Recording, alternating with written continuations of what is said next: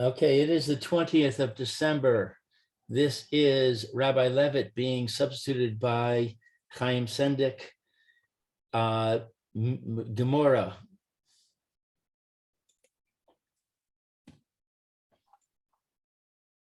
Okay, Shalom. Shalom, how are you? Baruch Hashem, great.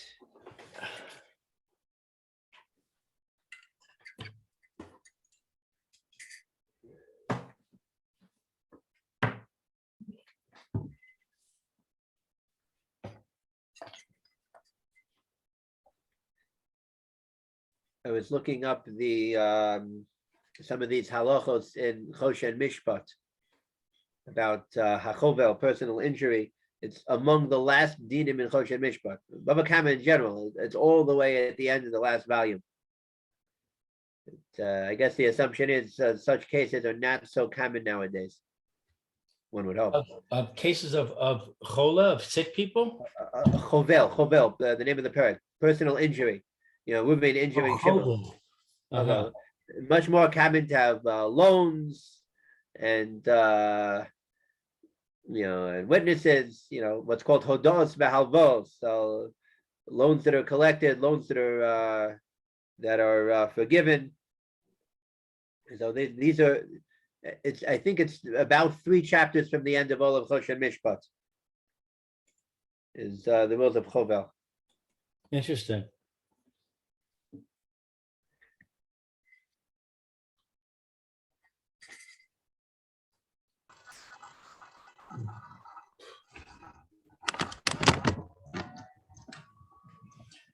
Welcome back, Phil. Hi, Philip, welcome. Just tell me where you're up to, since I have no idea. Okay. 89A3.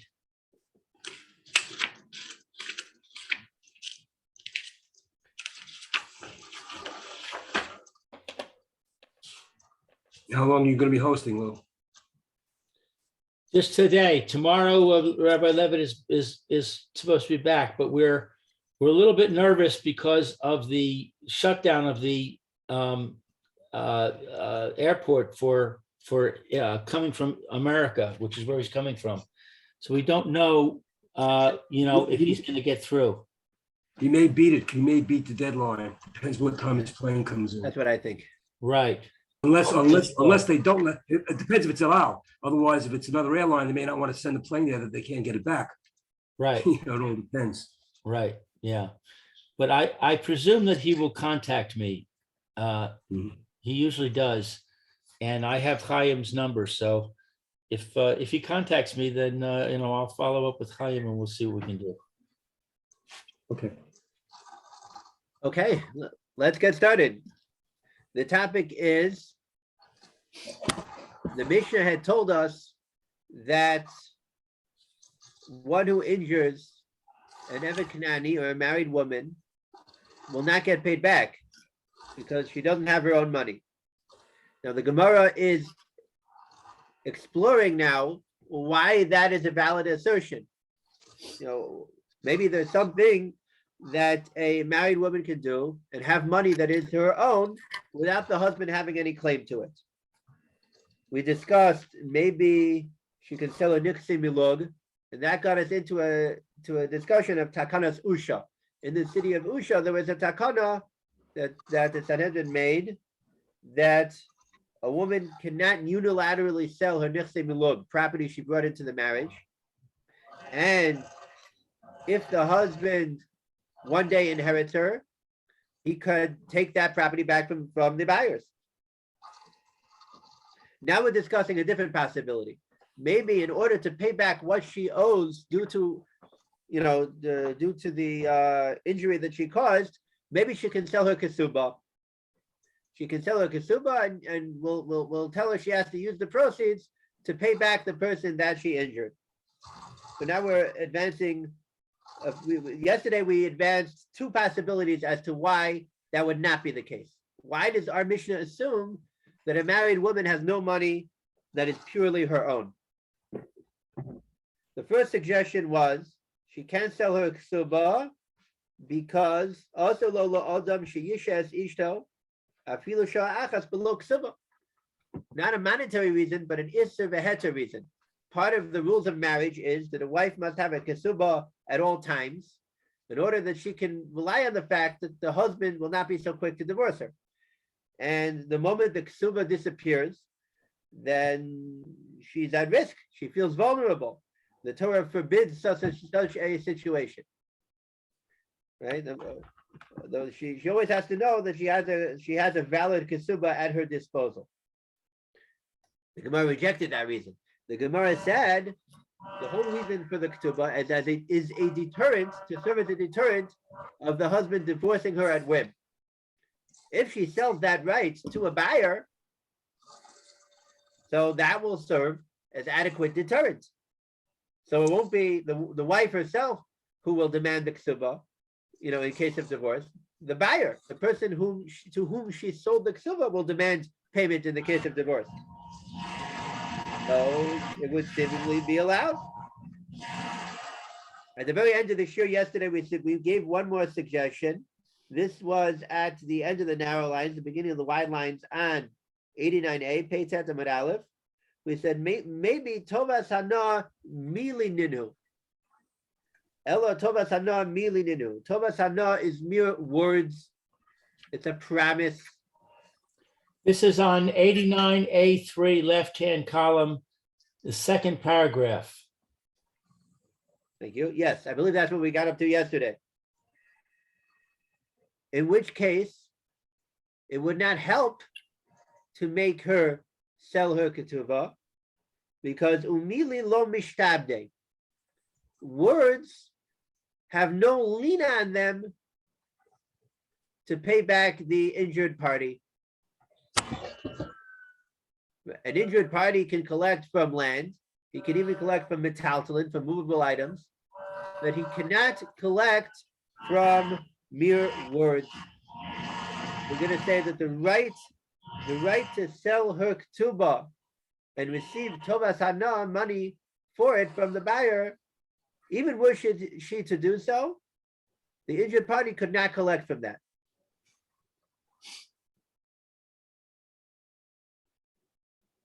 All right, let's pick up from there. I don't really get that. I see the footnote says exactly what you just said. A creditor such as the person of the woman injured does not have a lien on such an intangible asset. That's exactly what you said, but I don't get that. If she sells it to him, then he does have a lien. What does it mean? He doesn't have a lien. At the moment, she's selling it not to the injured party, she's selling it to a third party, which will yield her proceeds. Whoever, but the point is, the guy has a deed of sale now, which says, in the event that the husband divorces the wife, I, Mr. Third Party, have the right to collect the ketubah. Why is that not? Why is that not considered to be, in their words, a lien? It is true that the third party would have the right to collect the ketubah. Right. Right. What we're saying is the injured party could not then go and collect the money that the wife collected for that sale.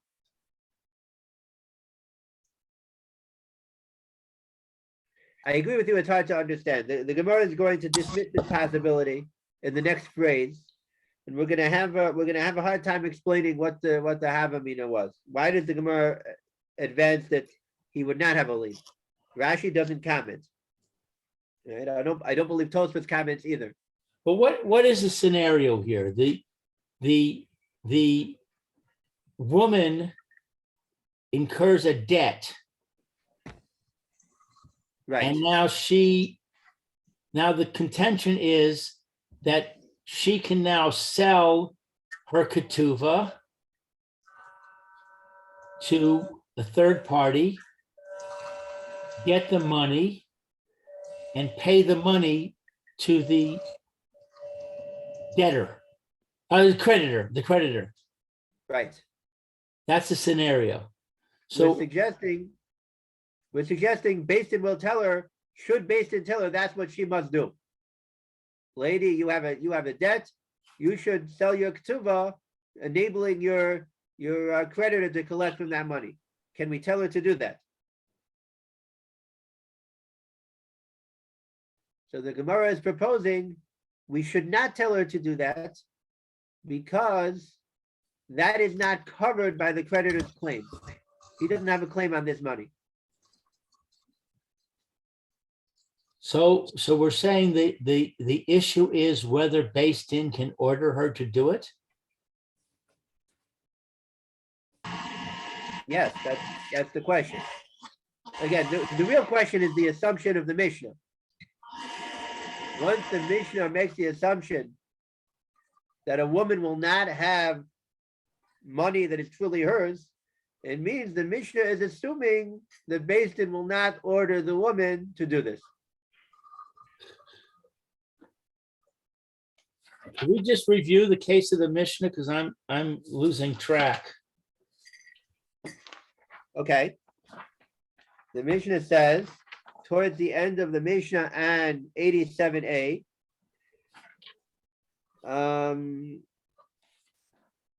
where the letter Dalet is, of the Ein Mishpat. Ha'eved va'isha pigiyasan ra'a. A run-in with a slave, meaning an Eved Knani, or an Isha, a married woman, is a bad idea. Pigiyasan ra'a. Running into them is bad. Why?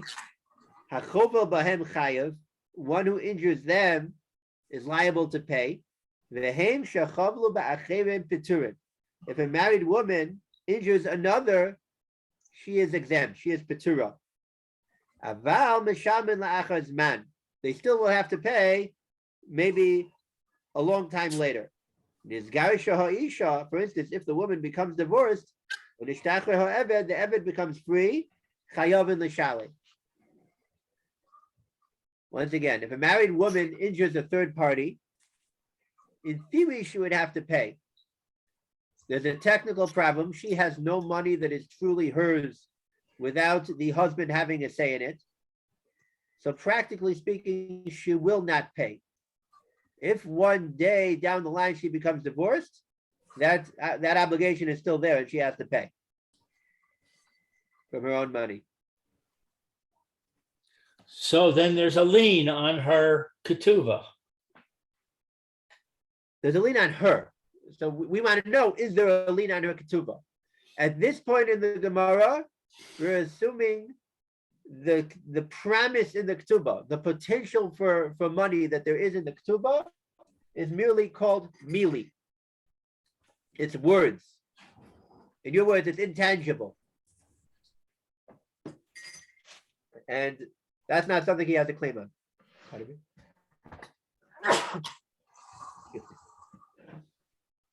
Let's read the next phrase. Your question is valid. The Gemara is going to reject this possibility in the very next phrase. It's going to say, yes, absolutely. The victim of injury does have a claim to this money. And it's true that we're going to have a hard time explaining what the Havamina is. Why did the Gemara initially think that there is no claim? Let's see the next phrase. Shall I read? Alam. What? I asked you if I should read, but you sound like you're reading. Go ahead. No, go. You can go ahead, Lou. Just a few words. Alamale. Why not? Mile de mis dabne be dinare ninahu. Their words, they are words that can be sold for money. They are words, mile, that can be sold for money. They have a monetary value. So it says they're not mortgageable, they're not lienable. And the answer is they can be sold for money. So does that imply that the Beis Din will order her to sell it? Seemingly, yes. Let's tell her to sell it in order to generate the money, which the victim will then have a lien on and be able to collect from.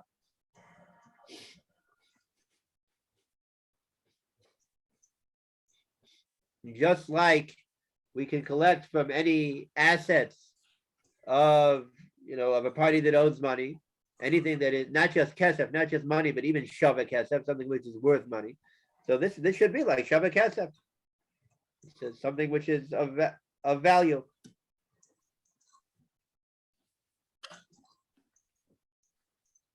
When do we talk about mili? When do we talk about intangible? In Bava Basra, there's a sugya of if you sell a shtar chov, if you sell an IOU, a debt, as a shtar, so how do you acquire it? It's not like acquiring a tangible item. If I have a sheep and I want to make a kinyan, I tell the person who acquires the sheep to do a meshicha, to pull it. If I want to give him an apple, so he does a hagbah, he lifts it up and then he acquires it. How do you acquire a shtar? It's not just a piece of paper. You're trying to acquire not just a piece of paper, but the debt that's written on the shtar. That's mili. So the Gemara has a difference of opinion there. Do you need to write a shtar about the shtar, as you suggested, Lou? This document shows that the bearer bought this other debt document and is now the new owner. Or is Meshicha is picking up the document enough. And so we see that mili, debt, debt expressed in words is less than a tangible object. But that's for kinyanim. That's for making acquisitions. In this case, we want to know, is it valuable? And the Gemara is saying, yes, it is valuable. And therefore can be collected. So just to go back to this, a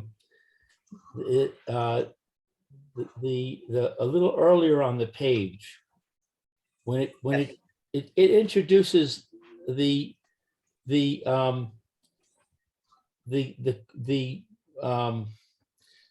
raya for the Ushia enactment, it says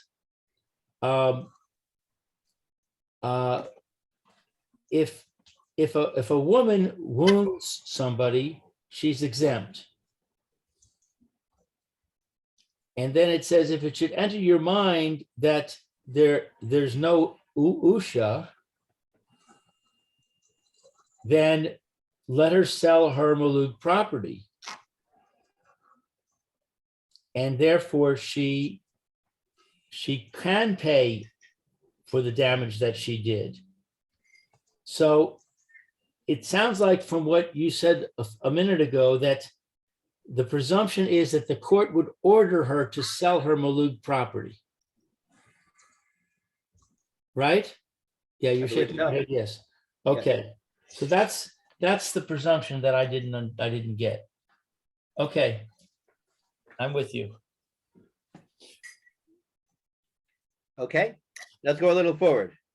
We're now up to the third. We have a third approach, a third answer to our question. What about selling the ketubah? Why does the Mishnah assume a woman has no money of her own to pay? Let her sell her ketubah. It begins with the word Ella mishum de Shmuel. Would like to read? Philip, would you like to read? I'll start. Because Shmuel says, Hamochesh Shtar Chov, someone who sells a bill that is a shtar that says he has a debt to his friend, the Chazar, and then he changes his mind, Umachlo, and he forgives the debt. Machol, it is the debt that is forgiven. You're right. Even if he inherits it, he's machol. It is forgiven the debt. In other words, what's the danger? If Beis Din tells her If Basin tells a married woman to sell her ketubah, to pay off the party that she injured. So she's going to sell it to a poor, unsuspecting third party in order to use the proceeds to pay him off. However, what can she then turn around and do? She can be mocheles. She can forgive the ketubah to her husband, leaving the buyer high and dry. She takes the money and laughs at him, right? She keeps the money and then forgives the debt. So now the buyer is left with a worthless piece of paper with the right to collect the ketubah that has been forgiven. Let's go one more line. So let me just review that. She sells the ketuvah to person A. Person A now owns the right to collect the ketuvah in the case that she's divorced or widowed. Right. Now she says to her husband, you don't have to pay my ketubah. And so she has left the person A in a situation where if he tries to collect the ketuvah when she's divorced or widowed, the husband will say, I'm not paying you because my wife forgave that. Correct. So where does that leave the wife and the ketubah? She doesn't need one? She's It's a good divorced. question. The Gemorrah will discuss it. Any discussion of the wife forgiving the ketubah must be not according to Rabbi Meir. We said yesterday, according to Rabbi Meir, that a wife may not forgive her ketubah because then her marriage is at risk. Right. Let's assume that this is not according to Rabbi Meir. Right? It was Rabbi Meir who told us about such a problem.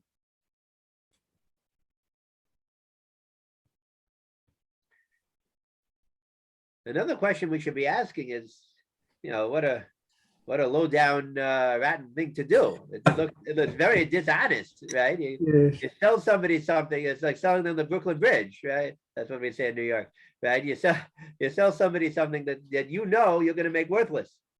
You're walking away with somebody's money. Yeah, it doesn't make any sense to me. This whole halakha doesn't make any sense to me. Why would the Torah allow such a thing? We'll have to say, buyer beware. Never buy somebody's IOU unless you trust the person. Maybe the Torah put this in as a to tie up an end that might be considered. So it's not actually something that would be done, but it's something it's a path that could be taken. So I have to sort of look at it.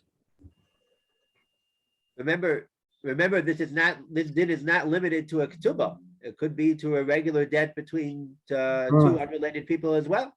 Yes, yeah. Reuven owes Shimon money, and Shimon has a document attesting to that. Shimon sells it to Levi. And Shimon can then turn around and forgive it to Reuven, and Levi is left high and dry. But I don't get that. Levi has the document. The document says, I owe you $100. So Shimon doesn't have the document anymore. So how can he change what the document says? We can make a mechila with the document. Again, who owes who? Reuven owes to Shimon. So Shimon can write a document to Reuven and say, Hitkabalti ma'utai. I received my money, signed Shimon. And he can give that to Reuven. But he doesn't have the document. The document is now in the hands of person A.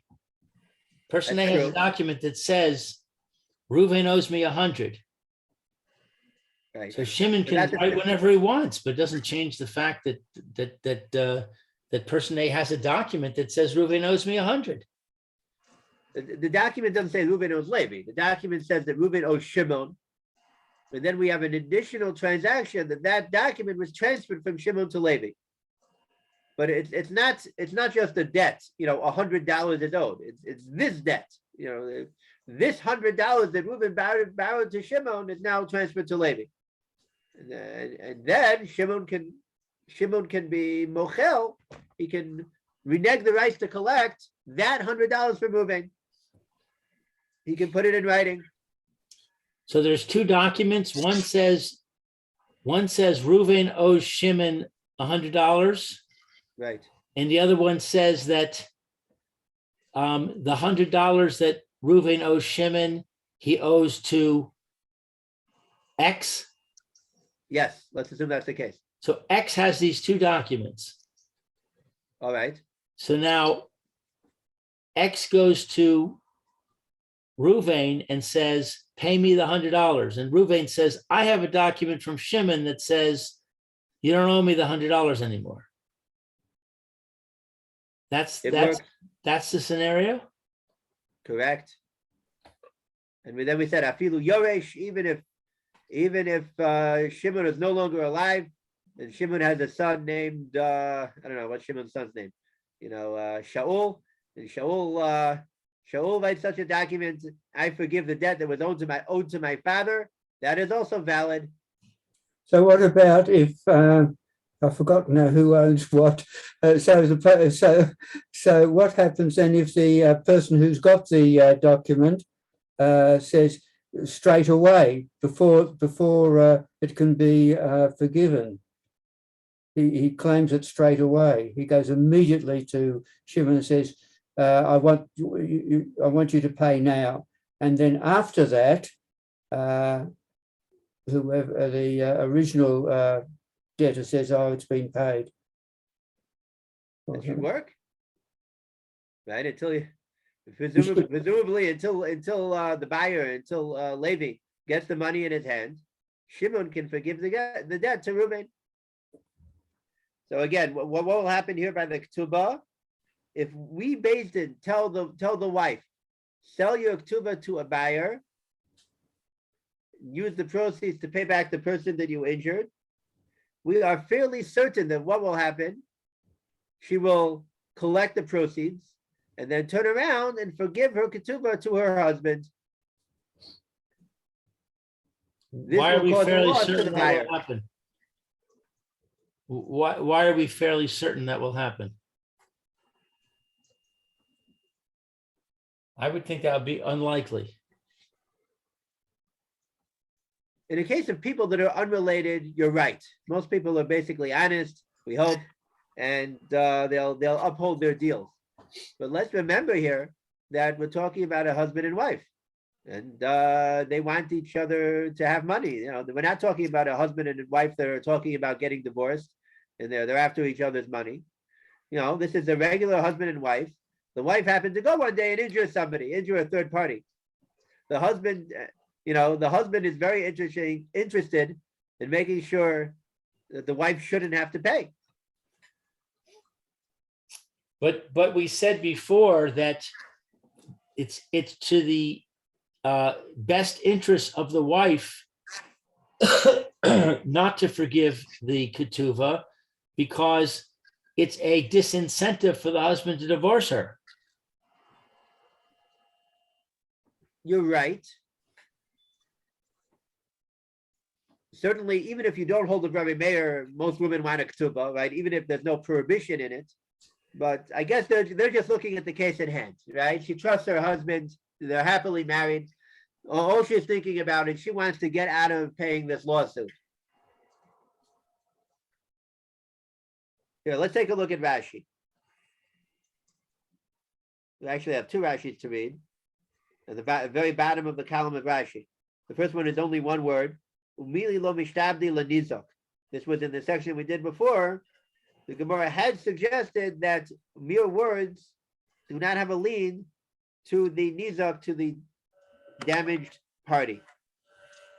Remember, and then the Gemorrah rejected that and said he would have a lien on the proceeds of the mili. So let's move on to the last Rashi. V'choza hamocher u'mochal lo machu. If the seller of the debt document turns around and forgives the debt, it is forgiven. Hilkoch, therefore, I amrinan la, if we, nan, right? Nan is we. I amrinan la, if we based and say to her, Tizban, you go and sell your ketubah, mafsedinon le lelokeach. We would be causing a hefsed, a loss to the buyer. Right? What did the buyer do wrong? Right? Why should we cause a loss to the buyer? Dihi hadra umochla lichsuvasa leba'al. She will go back and forgive her ketubah to her husband. Why? Hoil ve'al korcha hi mochrata. Since it was against her will that she sold it in the first place. In the case of a regular debt, Reuben owes Shimon money. If Shimon sells it to Levi, it's because he wants to sell it. Nobody's forcing him to. In this case, we're suggesting that Beis Din should force the woman to sell her ketubah against her will. Right? She's not happy about that. She's not happy to pay out money against her will. In order to avoid losing that money, she will forgive her ketubah to her husband. Right? Allowing, what will that allow? She'll still have to pay the cash that she gets to the injured party, but at least they walk away with the money of the ketubah. So when we say you're causing a loss, and when they say you're causing a loss to the buyer, they're assuming that he's ignorant. Right. I guess so. Not every buyer knows this halacha. It's so obvious. The Gemorrah feels this is so obvious that no buyer who knows the halacha would ever buy a ketubah in such a case. Right. If a woman is very poor and wants to sell a ketubah for emergency monetary need that comes up, she wants to. That's one thing. But no buyer would ever buy a ketubah in such a case when Beis Din is forcing her to sell it because they know that she is going to forgive it. That's the answer why our Mishnah assumes that the woman will not have any money of her own. We have no way to generate money from the sale of her ketubah because the buyer should not be put, a potential buyer for the ketubah should not be put at risk in this manner.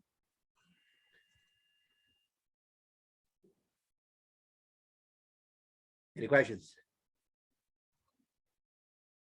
Let's go to Tosfos a little bit. We mentioned this seems to be a very dishonest thing for the woman to do, right? Can she get away with it?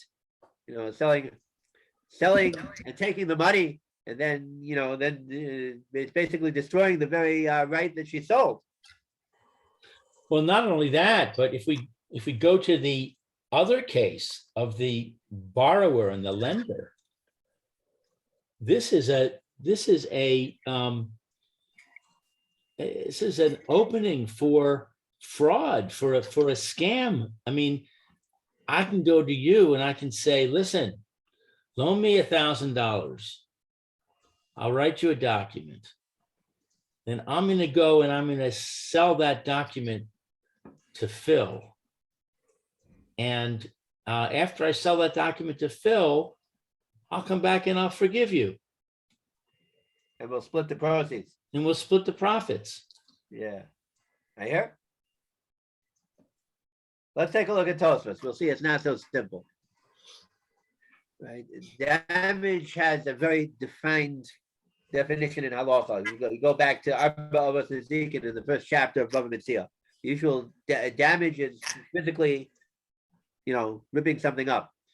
Destroy your property. Let's say you take the shtar home and you rip it up. That's already indirect. That's one step of indirect damage. I didn't really rip up the debt. I just ripped up the instrument that he would need to prove the debt.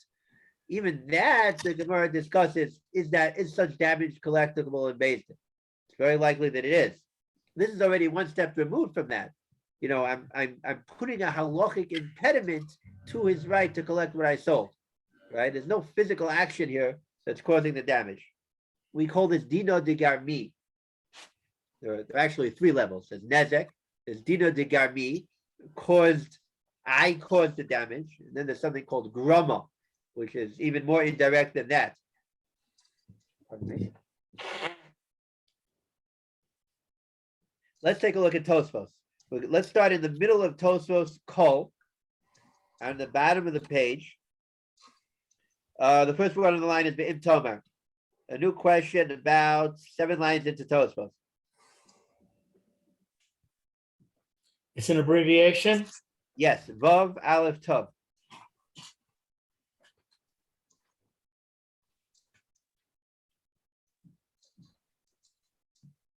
V'im Tomer, Kevon de Asya Kurebi Meir, the Do'in Dino de Garmi. Since we are going according to Rabbi Meir, what does Rabbi Meir hold about collecting damages? Did Do'in, that's from the word dan, to judge, that he would judge a case of Garmi, if a person injured or damaged another person in a causative fashion, not directly, but Garmi. And he said that's collectible and based it. Im kain lo tehei risha'a limchol. If so, she will not be permitted to forgive the debt. And even if she does, it's not going to help.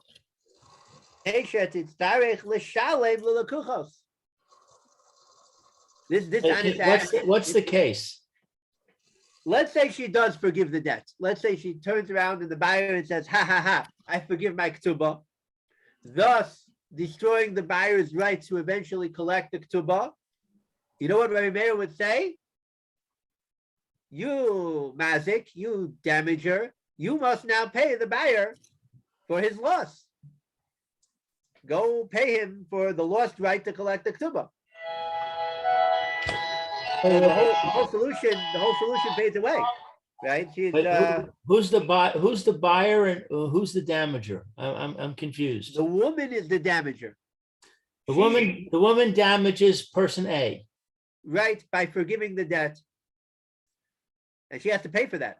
Okay, now the woman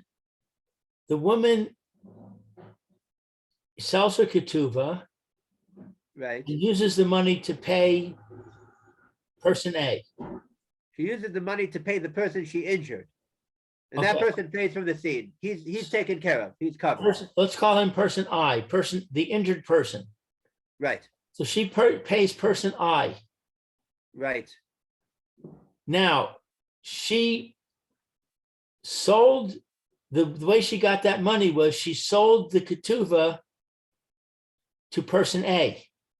Yes. So person A gave her whatever, $100. Yes. She gave the money to person I. Yes. Okay. Now she goes to her husband and she says, I forgive the ketuvah. Right. So person I is unaffected because he already has the money.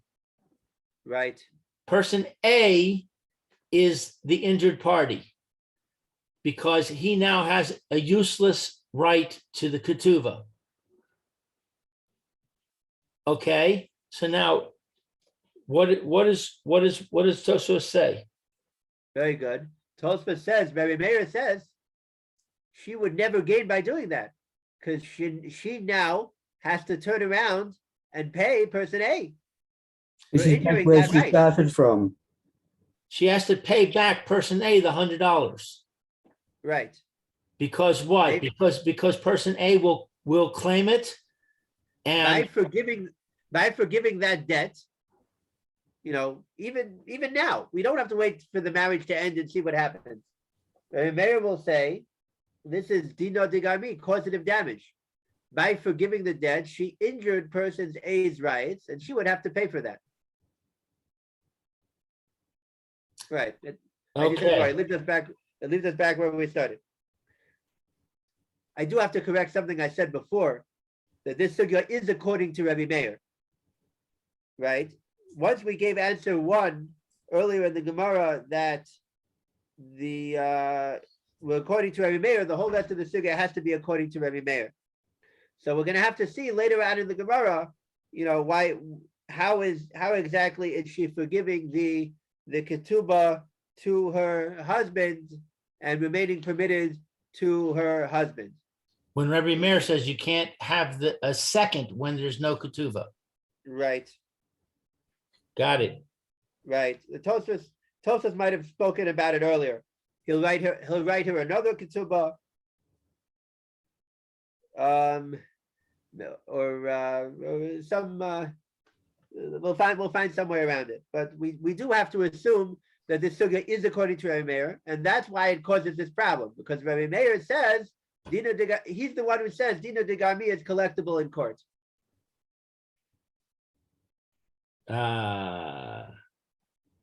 So he would say that this whole halacha about the loan, the creditor and the debtor is invalid. Right. Oh, It's invalid, but it's a bad money making scheme, because it can be punished. Right. The victim has legal right to retrieve that money. Okay. So in other words, Shmuel is correct, but we're not hearing the whole story. Right. Wow.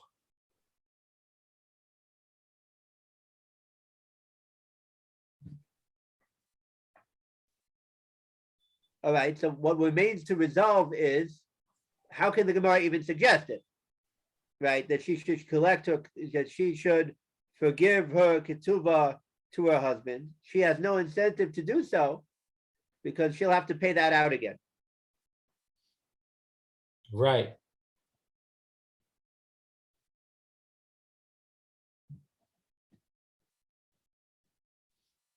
Okay, what were we up to in Tosfos? Let's see. In Cain. Kida Omer. Which word? I think we're up to in Cain. Okay. In Cain, lo tehei sha'alim chol. She will not be permitted, or she will not feel herself able to forgive it. So she will now have to pay the buyers. In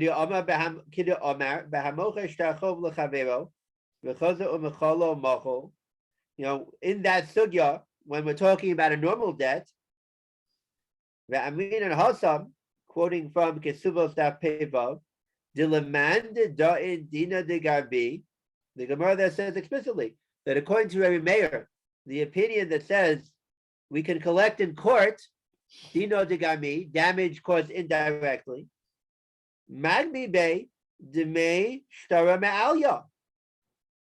The buyer can collect the full value of the shtar.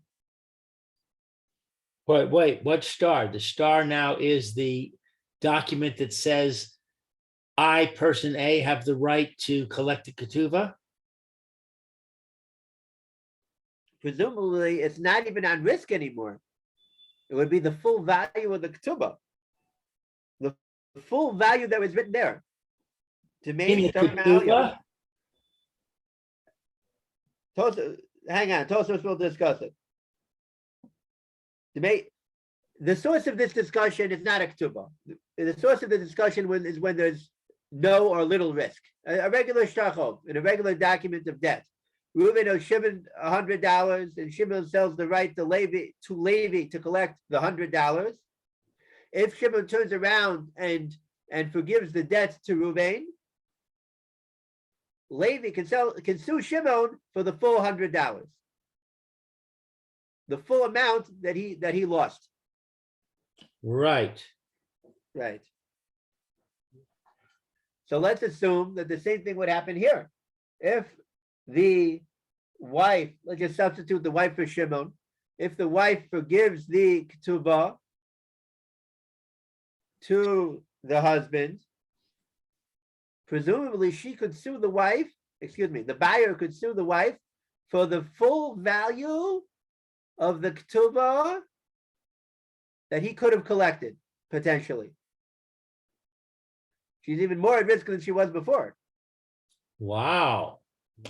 That's bizarre. That was, we're going to see the Army shown him, he's going to, I think he's going to quote Rabbeinu Tam. At the very least, he has to, she has to pay what she received. You know, the market value at risk. That's what I would have thought. I hear. Right. Either way, in our sugya, she has no, she has nothing to gain by forgiving the ketubah. We didn't quite get to the answer of Tosfos.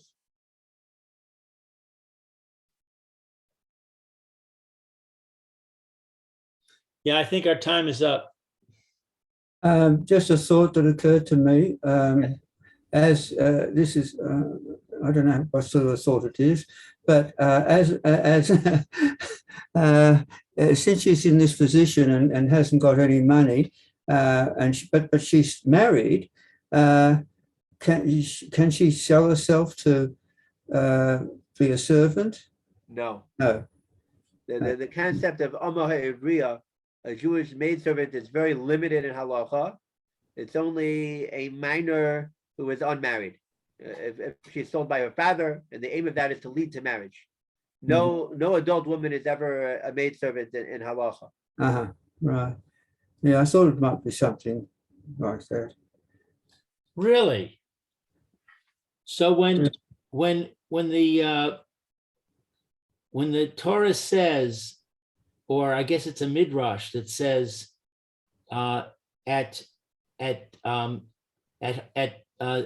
Yam Suf, even the lowest maidservant experienced great prophecy. We're talking about minor girls. It might mean a non-Jewish maidservant, a shivcha kananis. If a Jew would somehow have purchased a non-Jewish maidservant, even she experienced prophecy. So you're talking about the Erev Rav? I don't know. Oh, this is weird. Okay. I don't know. But there is sources. I mean, even children experienced an intense form of nevuah at Kriyas Yamsuf. The pasuk says, "Zeh keli v'adveu." This is my God, and I will glorify Him. That means something you can point to, something that you recognize. I think the Medrash says that the children that the Egyptians had thrown into the Nile and were saved by Hashem Himself, they recognized. They pointed and said, "Zeh keli v'adveu." You know, there certainly is sources. There certainly are sources that even the children at the Yam Suf experienced a great form of prophecy. Wow. Okay, thank you. Okay, thank you, Right. gentlemen. It's been a pleasure. Well, in case we don't see you tomorrow, thank you very, very much. And when the opportunity arises, I hope you'll be with us again. Okay, Right, thank you. you're very welcome. Thank you for the opportunity. Looking forward to seeing you again sometime. And welcome back, sorry to Phil. leave you off in the middle of the sugya, but the truth is I took over in the middle of the sugya also. I'm sure you'll enjoy the continuation. All right, be matzliach, be healthy. Yeah, you too. All right, all the All best. two. Bye. Bye, everybody. Bye-bye. Bye. Have a good day. Bye. If anybody's coming to Rabbi Moore, I'm going to exit and then start again for Rabbi Moore. And